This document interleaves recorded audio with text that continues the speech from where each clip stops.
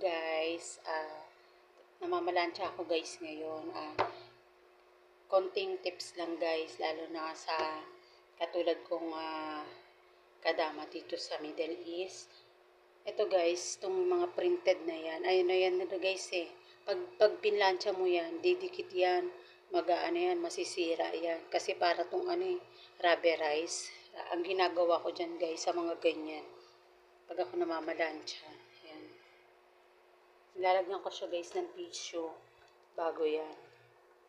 Pinaplansya ko sa ibabaw para hindi dumikit. Kasi pag pinlansya mo yan o kaya nasagi lang ng plancha na mainit, nakaw, ano na yan guys, masisira na yan, malulusaw. Malulusaw yung printed na na yan, letters. Kaya yan guys. Yan ang ginagawa ko guys. Yan. Yan lang guys.